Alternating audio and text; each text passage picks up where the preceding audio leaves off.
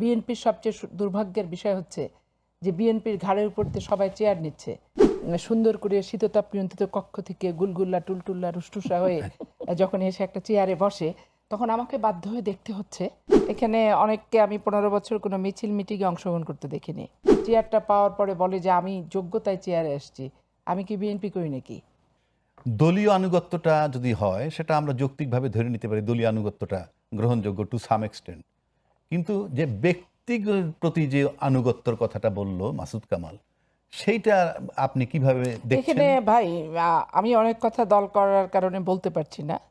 এখানে ব্যক্তি আনুগত্য, দলের আনুগত্য এগুলো কোনোটাই না।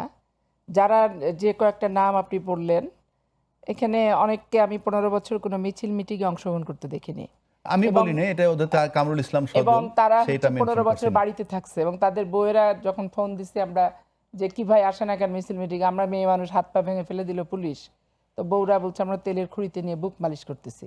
আসার আগেই বুক মালিশ করতেছে তেল দিয়ে। হ্যাঁ, তো তারা আইন সম্পাদকও হয়, তারা আবার সুপ্রিম কোর্ট বারের প্রতিনিধিও হয়, আবার বার কাউন্সিলের প্রতিনিধিও সে হয়।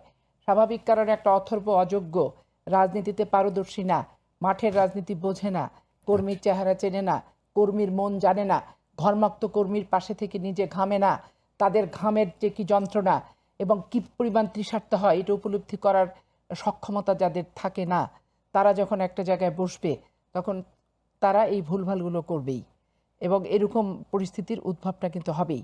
বিএনপির সবচেয়ে দুর্ভাগ্যের বিষয় হচ্ছে যে বিএনপির ঘাড়ের উপর দিয়ে সবাই চেয়ার নিচ্ছে।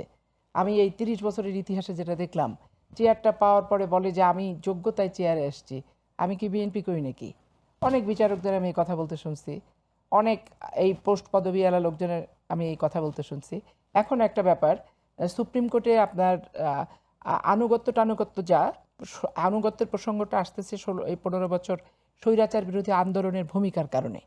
যে দলীয় আনুগত্য না থাকলে এখানে বিএনপি ছাড়া তো আর জামাত ইসলামের ব্যানারে মিছিল মিটিং হাইকোর্টের বারান্দায় 15 বছরের কোনোদিনই করেনি। আবার আওয়ামী লীগরা করছে তারা তাদের মতো আমাদের বিপক্ষে। তাহলে আমরা দুজনে মুখামুখি হয়েছি উইথ পুলিশ বাহিনী নিয়ে। এবং আপনি নিজেও জানেন যে আমার সাথে কত রকম বিচারকের হট্টগোল থেকে আমি জেলে তো কতদিন থাকছি, সেটা সব কিছু হাইকোর্টের বারান্দার সব কিছু জানে। মাটিতে ফেলে আমাকে পা থেকে মাথা পর্যন্ত পিটায় লাল করে দিছে।